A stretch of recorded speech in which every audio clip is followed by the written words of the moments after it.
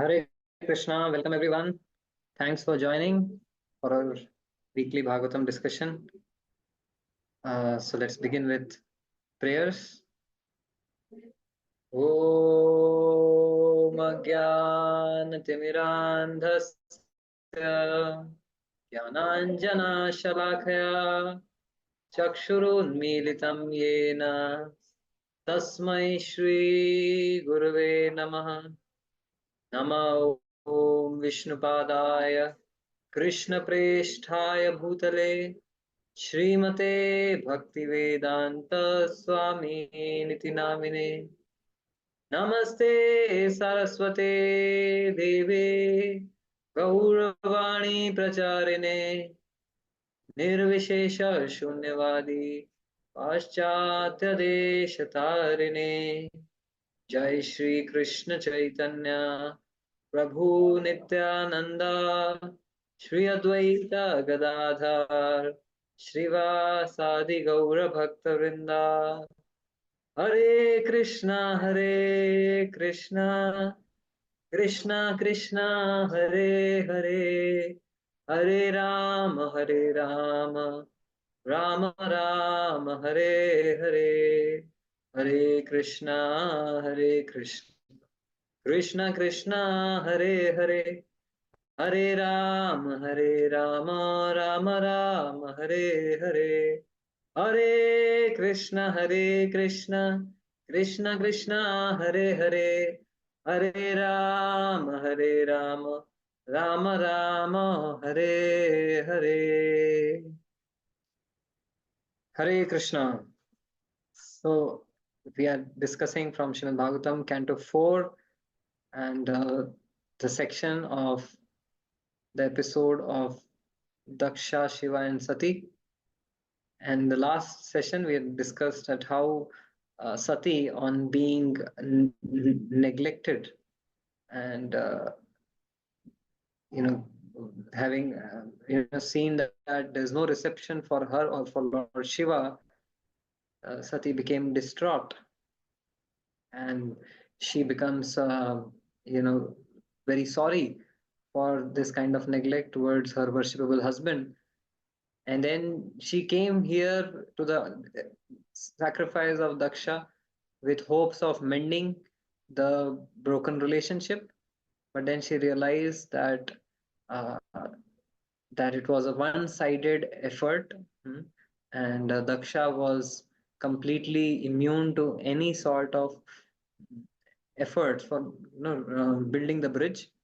And so at this point of time, she retorts, gives her arguments that how Daksha is flawed in his evaluation of Lord Shiva. She glorifies Lord Shiva. She says how Daksha has a fault finding mentality, which is the cause of the whole conflict. And then finally she actually sits down in meditation, in yogic meditation, and gradually raises her life air, and then creating the fire of uh, the creating the fire and the air element. She immolates and burns her body in yogic trance, meditating on the lotus feet of Lord Shiva. So this is what we discussed in the previous session, and now we'll discuss ahead, fourth chapter, that towards the ending verses of the fourth chapter and the fifth chapter. So here, one interesting thing is that we had discussed since beginning that Sati is the pet daughter of Daksha, but still, despite that condensed, thick relationship that they shared, how is it today that he became so hard-hearted towards her? So this is the nature of material relationships. Material relationships formed based on, um, material designations and passions. Even whether it is attraction or aversion, love or hatred, they are two sides of the same coin. Because the center of material relationship is me and mine. So as long as the other person fulfills my agenda of enjoyment, of selfish pleasure, that person is in my good books. But the moment that person becomes an impediment to my ego, my pleasure, the relationship, we see that's what happened between Daksha and Sati. So that is the nature of material relationships. And we, even if we look at the world around us today, the maximum, the greatest gruesome violence that we see in this world are, are, often connected to, the so-called love of this world. You find people who are in a conjugal relationship, or an illicit relationship, they end up becoming so inimical towards each other that either they harm each other, or even mm, commit violence or kill each other. And even there are so many court cases, criminal court cases going on based on uh, the people who are having an estranged uh, conjugal relationship. So therefore, we see that relationships based on material identities uh, can actually deteriorate to become the worst of enemies. So that is what we see here, from the relationship of Daksha and Sati. So now, after Sati immolates herself, we'll see from the verse 28, the fourth chapter. It reads, when Sati annihilated her body in anger, there was tumultuous roar all over the universe. Why had Sati, the wife of the most respectable demigod Lord Shiva, quit her body in such a manner? And they say it was astonishing that Daksha, who was Prajapati, the maintainer of all living entities, was so disrespectful to his own daughter Sati, who was not only chaste but was also a great soul, that she gave up her body because of his neglect. Hmm. So they are saying that Sati is such a chaste lady, and she herself, like, one is she has a quality of chastity towards the glorious Lord Shiva, another on her own uh, stature also she is having such wonderful magnanimous qualities. So how can someone become so neglectful and inimical towards such a great personality who happens to be one's own daughter? So the reason is that pride. Pride makes one's heart very hard, so hard that one becomes insensitive to the pain of someone who happens to be closest to one. So the next verse, 30th verse says, Daksha, who is so hard-hearted that he is unworthy to be a Brahmana, will gain extensive ill fame because of his offenses to his daughter, because of not having prevented her death, and because of his great envy towards the personality of Godhead. So Daksha, as we all know, how this entire story began, because Daksha was blinded by his pride, right? Blinded by the fame which he had gathered. So much so that when one person did not rise to acknowledge his fame, mm, he it hurt him so badly. And now, what is the consequence of that towards the end? Is he getting fame? No, on the contrary, he is getting infamy. So throughout the universe, his infamy is being spread because of his excessive hunger for fame, prestige, and honor. So that is the nature of desire for material, prestige, fame, and honor. It blinds one, and in fact, ultimately leads one to infamy. So there is one saying, "Pratishtha Nari Sada Kumari." So Pratishtha means fame, and this fame is compared to a woman. So this Pratishtha Nari, it is said that she is always unmarried. How? Because this Pratishtha Nari, so many people are chasing her, but she doesn't. She's not interested in any of those people who are chasing fame. She is chasing the devotees of the Lord. And the devotees of the Lord are not interested in fame. They want to remain low profile, low key, humble. And so they reject her advances for increasing their fame. So they don't want fame, but she wants devotees. So she wants to, make devotees famous, but devotees want to be humble and low profile. And that's what we see from the pastime of Srila Madhavendra Puri.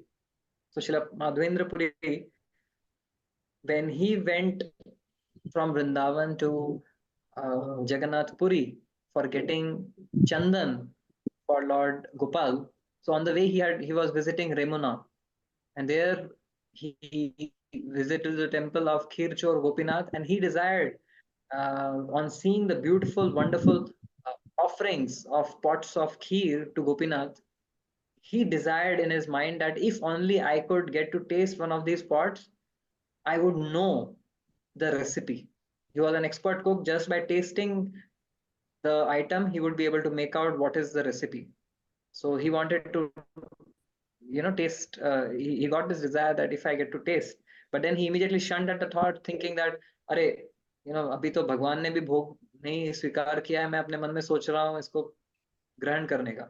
So then he shunned at it and immediately left that place, and he went into the market place somewhere and started, in a secluded place, he was chanting. And in the night, Khirchor Gopinath ji, who was not known as Khirchor till that time, Gopinath ji, he came into the dream of the pujari and told him that, look, I have stolen one pot of kheer. I think there are some 40 pots of kheer, and one pot Lord had stolen. And he said, I have kept it, hidden inside the altar. So you come and pick it up and deliver it to this sage, Madhavendra Puri, whom you will find. And what will be the symptom of the sage? That he is constantly chanting the holy names.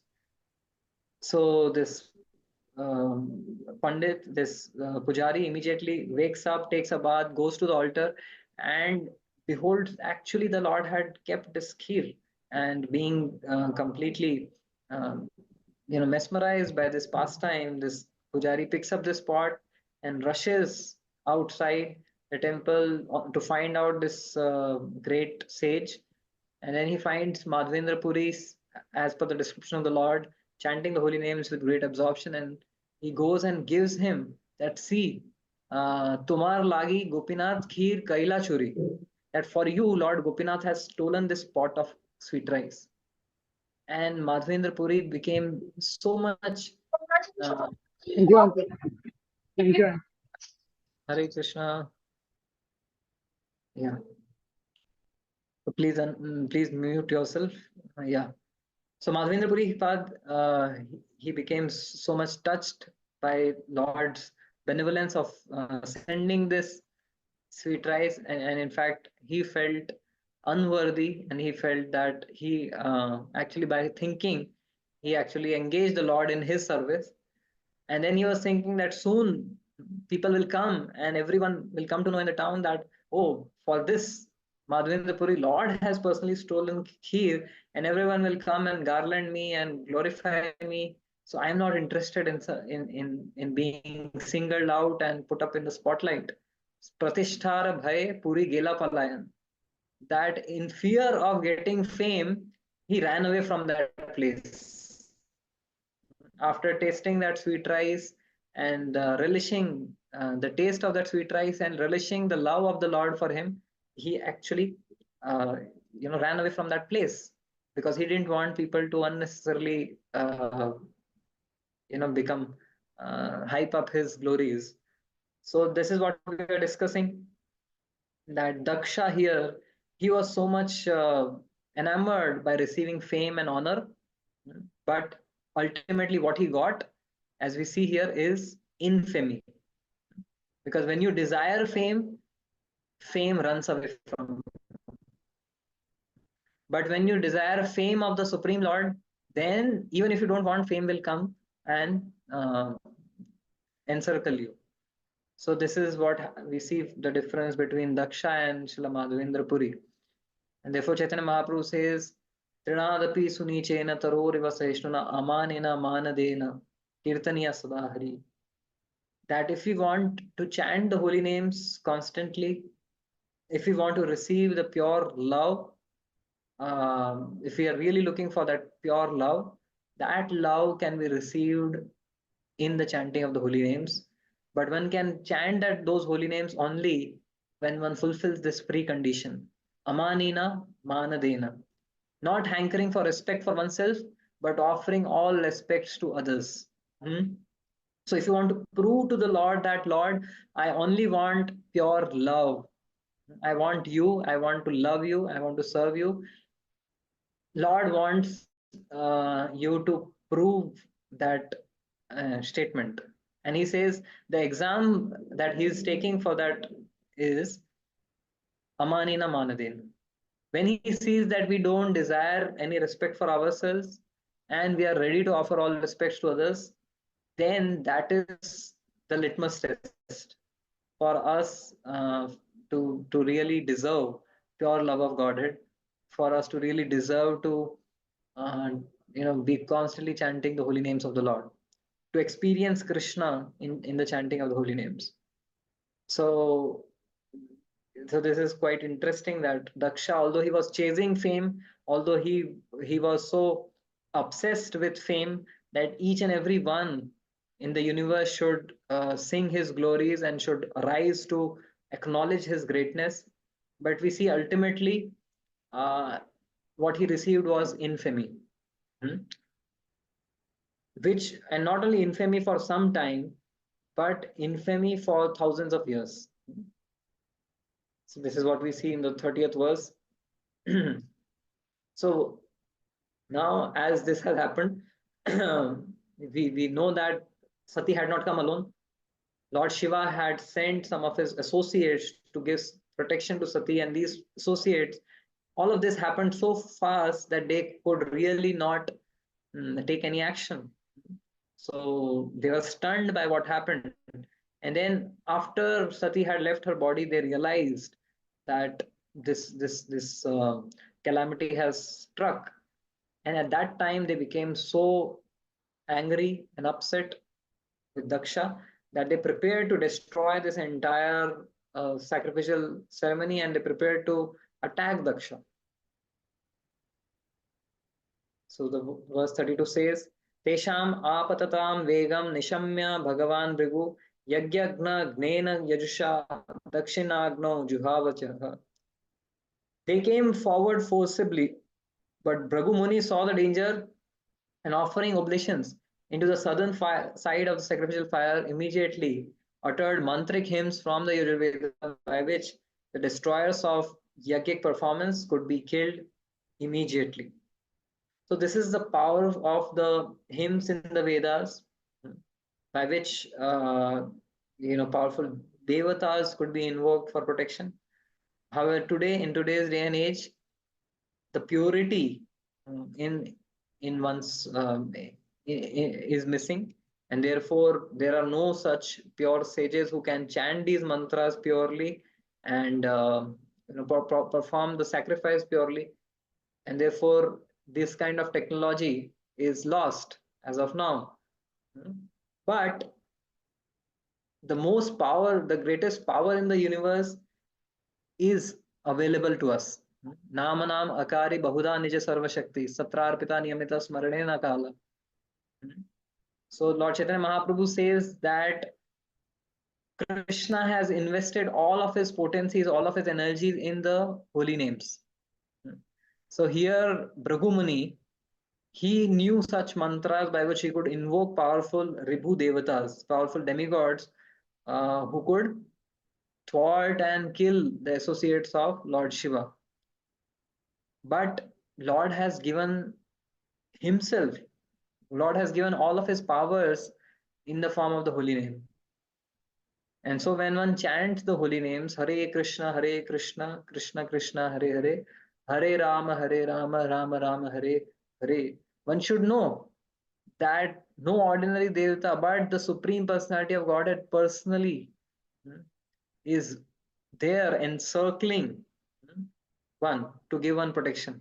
And that's what In the episode of Ajamil, we see when Ajamil was, being arrested by these Yamadutas, the fierce-looking Yamadutas.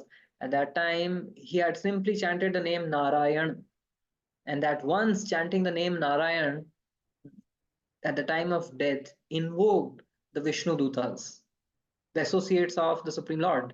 And these Vishnu Dutas not only thwarted the Yamadutas, but also heavily chastised them and sent them back. That how dare you touch someone who has chanted the holy name. So that is the power of one name of Lord Narayan. Hmm?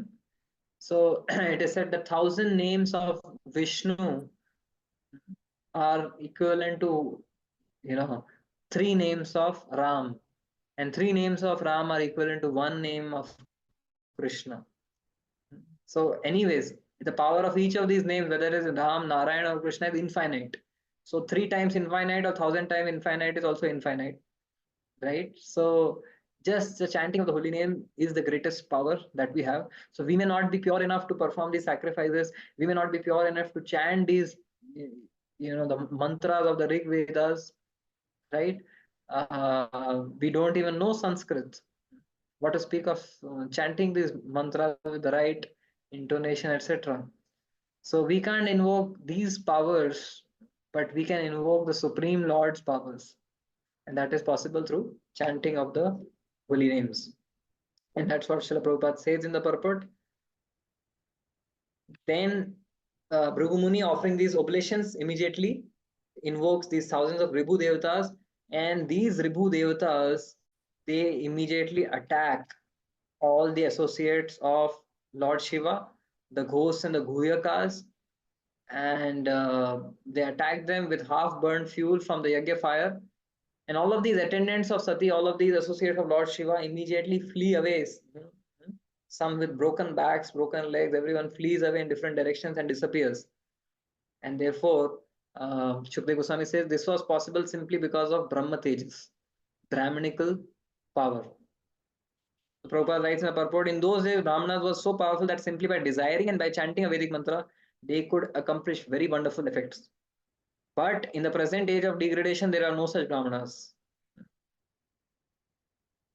So according to the Pancharatrika system in this age, the entire population is supposed to consist of Shudras, Kalau Shudra Sambhav.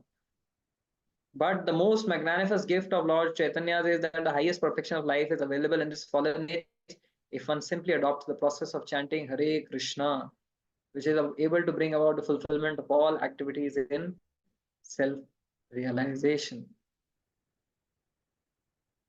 Okay, so make sense? Hmm? So we discuss in the concluding verses of this fourth chapter that how Daksha, although he was chasing fame, he received infamy. Hmm. And then we discussed that how when the associates of Lord Shiva wanted to attack Daksha and the entire sacrifice, Bhrigu Muni, by his Brahma Tejas, he invoked these Ribhu demigods who immediately chased away all the Guhyakas and ghosts who are associates of Lord Shiva. So we discussed that how we may not know these mantras, we may not have the purity, but we have been given the highest power in the form of the holy name.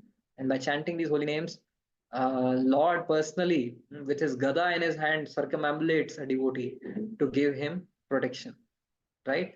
And that we see in the episode of Prahlad. Recently, there was Nasing Chaturdashi, and although Prahlad didn't have any, externally speaking, any powers, he was helpless. He was uh, weak in front of Hiranyakashipu, but he had the power of the remembrance of the Lord. Then Narasimha personally came to offer him protection. So should we move on to the next chapter or any questions as of now? Any thoughts? Have you experienced the power of the holy name or the protection of the Lord through the holy names? Prabhuji, Yes. Who is this? Veda Priya Prabhuji. Yes, Vedapriya. Please tell. Prabhuji, I have a question. So Hmm. you've just mentioned that in this age Brahmanas are not qualified enough to do yagnas. So, but we still see yagnas being performed. So, does that mean the yagnas still yield the desired result or not? I'm a bit confused on that matter. Okay, so Lord Krishna says, Yagya dana tapaschaiva pavanani manishina yagya dana tapaschaiva nyatyajyam karma yoja. So Lord Krishna says in the Bhagavad Gita that Yagya, Dan and Tapa should never be given. And Krishna says Yagya is a system personally created by the Lord. We see it, in the third chapter. Devan bhavatai, Devan bhavatanena te deva bhavayantu ya. Parasparam bhavayantam. That the cooperation between the devas and the humans is established through the system of the yagya, and the Lord personally provides all benedictions through the system of yagya. So the bottom line is that the system of yagya is personally created by the Lord. Then second thing is that he personally says that yagya, dana, and tapa are activities which are never to be given up, whether it is Satyuga, Dwapar, Treta, or Kali. Right? These activities have never to be given up. Now the thing is, why then it is mentioned here that in this age it is not possible to perform yagya. So in each of these ages, there is a primary process of self-realization. Kriteya dhyato Vishnu, Tretayam yajato makai, Dwaparo paricharyayam, kalau tad hari kirtana. So the scriptures describe that in the Satyuga, meditation was a process of self-realization, because in those times mind was not so much disturbed because of the insta reels. Because there were no insta reel those times, so people could meditate for hours together. Now we can't even meditate for even few milliseconds. Hmm. So the process of meditation, where one could just absorb oneself and enter into deep samadhi, meditating in the form of the super soul within one's heart, that process is now not possible. We can't connect to ourselves. Hmm. We can't even connect to people outside of us. We can't sit and speak, without fiddling our phones to someone outside of us. What to speak of going within and, communicating with the Paramatma through meditation. So that process of meditation is not so feasible for us as in Satyuga. Then in Treta Yuga, the process of yagya was prescribed, but these yagyas, they require very elaborate arrangements, hmm, which involve thousands of brahmanas. If you want to conduct a grand sacrifice such as a Rajasuya yagya, or mm, you know these Ashwamedha yagyas or Vajpayee yagyas, they require grand, elaborate arrangements and very pure ingredients, and brahmanas who can chant these mantras very purely and who are pure at heart. But all such purity of ingredients and everything is, we all know, what we eat, we have doubts whether it is, jo paneer or ghee hum kha rahe hain, we don't know what is the source and is it real or uh, artificial. So in absence of ingredients, in absence of purity of performers, uh, yagya cannot be the primary process. The yagya in the form of which is performed through fire sacrifices, right? Then in Dwapar Yuga, deity worship was a primary process, but in Kali Yuga, but deity worship requires one to have grand temples and all of those things. Um, so in Kali Yuga, these three processes cannot be the primary process. Although you can meditate, although you can perform sacrifices and you can do deity worship, but these three can, support and assist one in the primary process, and the primary process is Kalau Tad Hari Kirtana, to chant the holy names of Lord Hari. So all other processes, the Pancharatrika Vidhis, everything is meant to support and be a vehicle to, perform the Bhagavad Vidhi of hearing and chanting. So that's the understanding that how in this age, yes, we should perform yagyas, Yagyas are there whenever initiation is done. Yagya is conducted. mm, Whenever temples are opened, yagyas are conducted for the deities every day. Yagyas are conducted. So yes, the yagyas can be done, but in the previous ages, the devatas would personally appear in those yagyas. They would descend and receive the offerings. But in this age, devatas do not, they don't even, um, imagine being on this planet Earth, which is so polluted. So the quality of yajna cannot be the same, but the chanting of the holy name can give us more results than by performing any of these other processes of self-realization. Does it answer your question, Vedpriya? Yes, Prabhuji, it does answer. Thank you. Thank you, thank you. Okay, let's see what happens further. Canto 4, Chapter 5, Text 1. Maitreya Vacha Bhavo Bhavanya Nidhanam Prajapate Asatkritaya Avagamya Naradat Swapashada Sainyam Chadadat Varadburi Vidravitam Krodham Aparam Addade.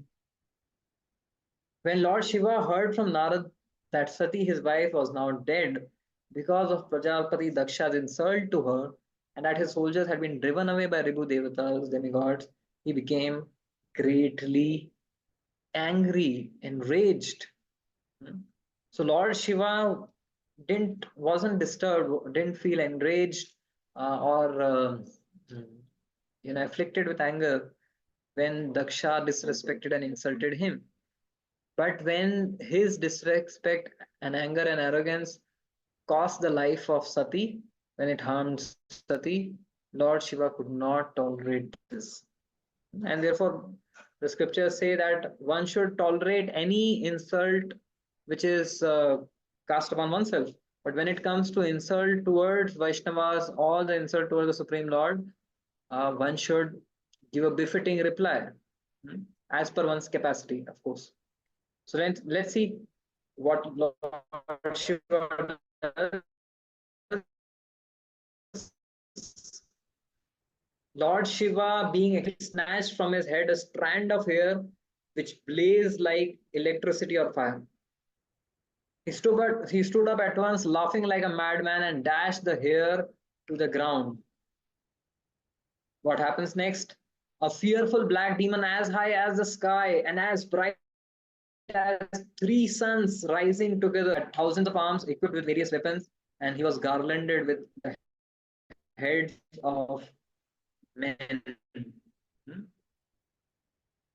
So here we see Lord Shiva, who is in charge of the destruction, annihilation of the universe. When he becomes angry, uh, what sort of havoc it can create. So he just took up one strand of hair from his head and dashed it, biting his teeth, clenching his fists. He dashed that strand of hair on the ground, and immediately from that lightning hair appeared this fearsome, uh, uh, associate of Lord Shiva, who is known as Veerabhadra. So this Veerabhadra, he had thousands of arms, and each of these arms are equipped with various weapons. So he's Kala personified. He's the destruction personified, annihilation personified, who has appeared from the anger of Lord Shiva. So Lord Shiva का एक बाल ही काफी है दक्षा के destruction के लिए. मतलब वो बोलते हैं ना, बाल बांका नहीं कर सकता, लेकिन सती का बाल बांका कर दिया तो अपना एक बाल से ऐसा इस associate को निकाला, this Veerabhadra, from the anger, that this Veerabhadra will see now goes and beheads Daksha and actually creates massive havoc, and सबसे वो बदला लेता है, right? So we should not uh, from this we can see that great personalities we should not offend, definitely. And this Veerabhadra, when he appeared, he folded his hands and said, "What shall I do, my lord, for you?" He asked Lord Shiva. And Lord Shiva says, because you are born from my body, you are the chief of all my associates. Go, kill Daksha and his soldiers at the sacrifice. So the form of Lord Shiva in the form of destruction is, uh, Skala personified. Veerabhadra being ordered, he prepares to execute the instructions, and he circumambulates Lord Shiva, and with other soldiers, he immediately goes to the sacrifice of Daksha. And as he's approaching that yagya, people see that suddenly, because as we saw that he's so tall that he's touching the skies. So when he reaches there, there's sudden darkness. The arena of sacrifice becomes dark, as if the sun has set. And then there's a dust storm, and everyone becomes so anxious that there are ill omens everywhere, and they are thinking that there is no wind blowing. How can there be so much darkness? There, how can there be such a dust storm?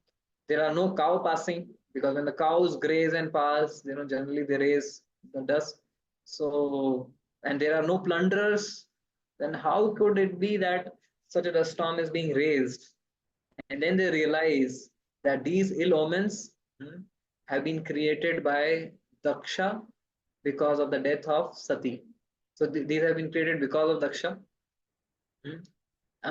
Because of his hard-heartedness, he inflicted such agony on her that she had to leave her body. And therefore, now this calamity has fallen upon us. And they were discussing that at the time of dissolution, Lord Shiva's hairs are scattered, and he pierces the rulers of different directions with his trident, and he destroys everything. So they feel that it seems the time of destruction has come. And at that time, they see this gigantic black man with his fangs, his teeth, being bared, and he's scattering the luminaries with his eyebrows, looking with great anger. And then they realize that this person has come to avenge the activities of Daksha. And along with Veerbhadra came all these followers of Lord Shiva, who surrounded the arena, and they started destroying the sacrificial arena. So, they started doing their job, dismantling all the poles and the sacrificial kunds. They started dismantling everything, and there's a comic description of what all they did. They pulled down the pillars which were supporting the pandal of sacrifice. Some of them entered the female quarters and scared them. Some began destroying the sacrificial arena, and some entered the kitchen and the residential quarters. So then they broke all the pots made for the sacrifice, and some of them began to extinguish the sacrificial fire. They tore down the boundary line of the sacrificial arena, and some passed urine in the sacrificial arena to pollute everything. So these are what can you expect from ghosts and hobgoblins, Guyakas, associates of Lord Shiva. So they were doing their part. And meanwhile, some of them blocked the way of the fleeing sages and threatened the women there and arrested the devatas who were fleeing the pandal. Right? They were all these devatas were all flexing their muscles on the strength of Daksha. But now they realize that now Daksha is also helpless here, so they are fleeing. Uh, so Maniman arrested Bhrigu Muni, and Veerabhadra arrested Daksha. So all of these, people were arrested. And then, what Veerabhadra does is very interesting. Veerabhadra tears off the mustache of Bhrigu, who was offering the sacrificial oblation with his hand in fire. मतलब अभी याद है भृगु मुनि ने पिछली बार क्या किया था? उसने यज्ञ के में साउदर्न डायरेक्शन में ऑब्लेशन देके रिबू डेमिगॉड्स को इन्वोक किया था. So he was again, trying to do that, and Veerbhadra caught him and tore off his mustache. He didn't allow him to put that oblation. And then he actually avenges each and every person who participated in the offense committed by Daksha. right? So it was Daksha who was primarily responsible for the offense toward Lord Shiva and Sati. But anyone who participated in it, or anyone who approved of it, we will see how they will be uh, punished, or say rewarded, for their misdeeds. So what happens? Bhrigu का मूछे खींच के निकाल दिया. And then Veerbhadra caught Bhaga, who had been moving his eyebrows during Daksha's cursing of Lord Shiva. जैसे कहते हैं ना, हाँ हाँ सही है. So they were participating. They were approving of uh, Daksha's ill deeds when Daksha was cursing Lord Shiva. So everything is being noted. So this was being noted by Providence. And so while he was, so when he was using his eyebrows to approve of that action, so then Veerbhadra actually plugged his eyes out. So सबका अच्छी तरह मरम्मत किया उन्होंने. Then further, uh, Veerbhadra knocked out the teeth of both Daksha, who had shown them while cursing Lord Shiva, and Pusha, who was smiling sympathetically and had also shown his teeth. तो जब दक्षा भगवान शिव को कर्स कर रहा था तो उसने अपने दांत दिखाए. दांत दिखाता था, ये ले, सारे दांत तोड़ दिए उसके, बत्ती सी निकाल दी. और दूसरा ये पुषा जो देवता था, वो पुषा भी हंस रहा था, हाँ हाँ हाँ हाँ, देखो शिव जी को, ये उनको श्राप दे दिया. बोले तू दांत दिखा रहा था, ये ले तेरे दांत भी. उसके दांत भी उड़ा दिए गए. So then, so anyone who had actually approved of or participated in that offense got a good reward from Veerbhadra. किसी का मूछ फाड़ दिया, किसी का आंख तोड़ फाड़ दिया, किसी का दांत तोड़ दिया, like this. And then finally Veerbhadra sat on the chest of Daksha and tried to separate his head from the body with sharp weapons, but he was unsuccessful. He tried for a long time to cut his head with weapons and hymns, but he could not even penetrate the surface of the skin of Daksha. So that was the situation. So then he became exasperated, tired, and then immediately, suddenly, he saw the wooden sacrificial arena in which the animal of the yajna at the completion is supposed to be sacrificed. And then he saw this Daksha is no better than an animal. So his yajna is now concluded. I am going to conclude it. So he took Daksha to that sacrificial device and placed his head on that device, and with that sacrificial um, sword, he charged and cut off the head of Daksha. And upon seeing this action of Veerbhadra, the party of Lord Shiva, which means the bhutas, the ghosts and demons, they made a tumultuous sound. They was hip hip hooray. They were hooting, celebrating. And on the other side, the Brahmanas in charge cried out in grief at the death of Daksha.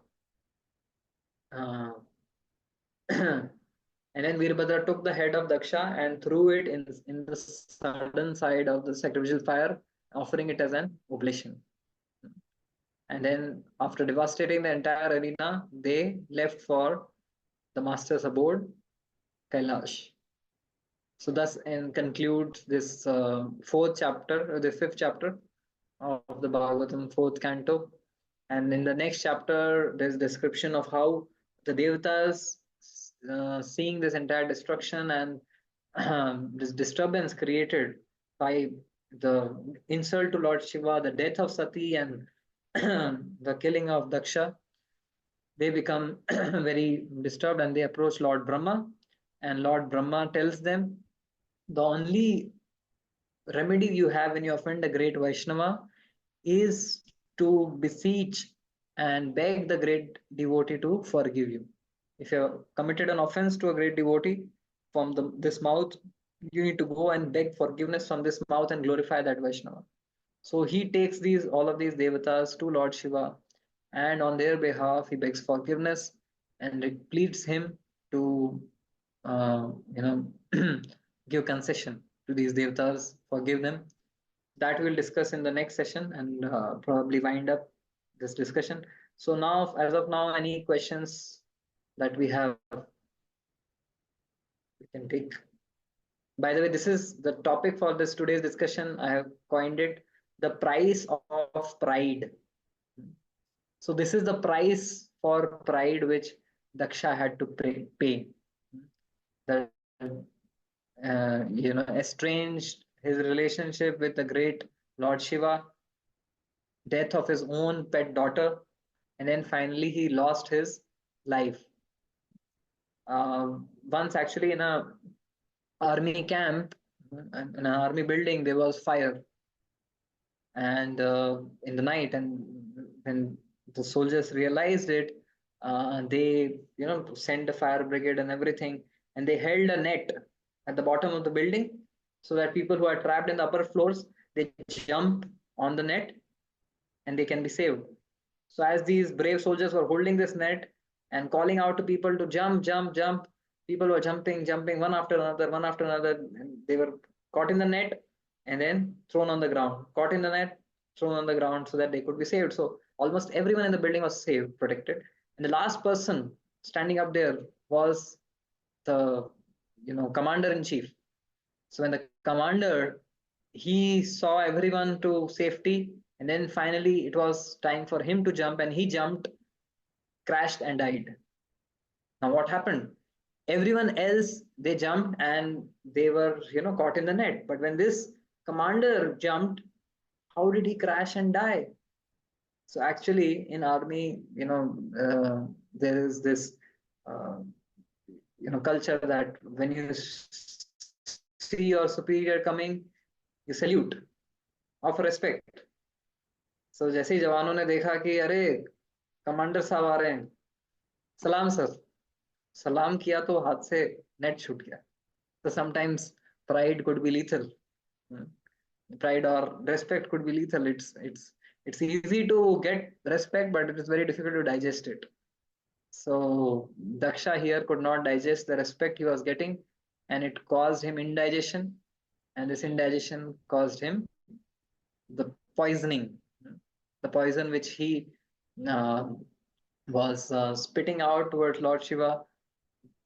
That poison actually killed Sati, and that poison finally caused his own destruction and death. So this is the price of pride, and we must know that this is an enemy that we have, and humility is our best friend. And now, however easy it is to say, it is very difficult to practice. So any questions or reflections or comments?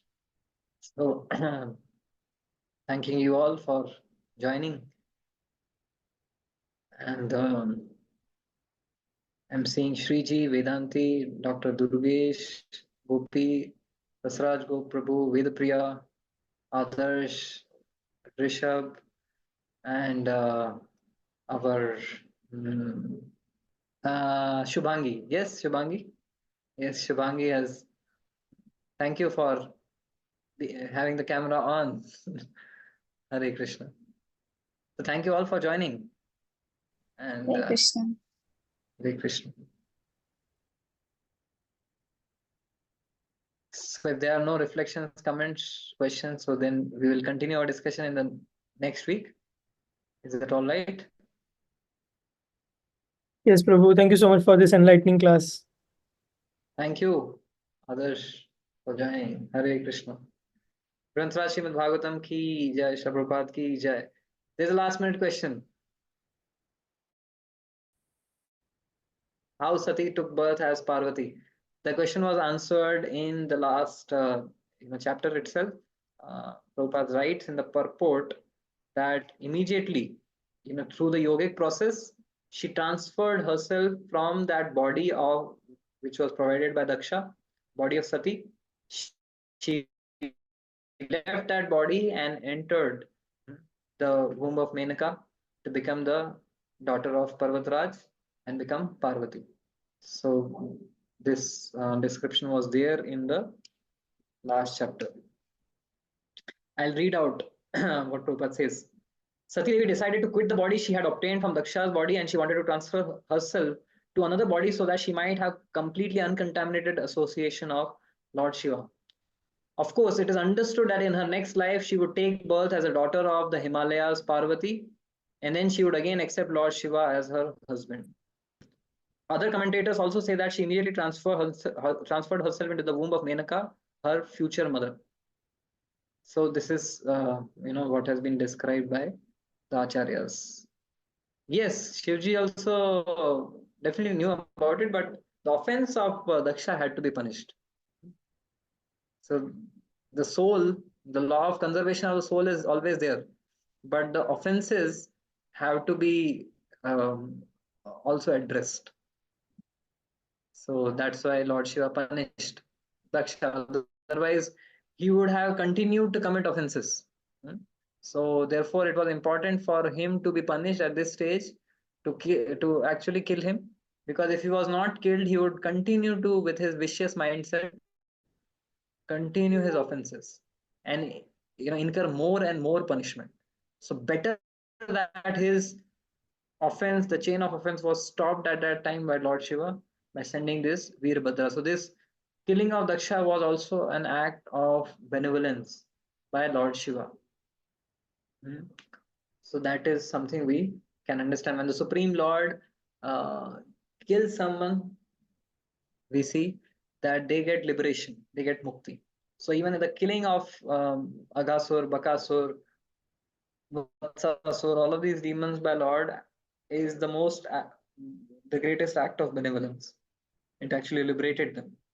And so much so that Putana, Aho Bakiyam Stanakalakutam Jigam Sayapaya Api Asadhavi Lebhe Gatim Dhatrimuchitam Tatonyad Kam Vadayalum Sharanam Rajima. So when Lord Krishna in his baby form killed, sucked out the poison, the milk, and the life air of Putana and killed her, it was the greatest act of compassion, because he offered Putana from this very gruesome form of a demoness.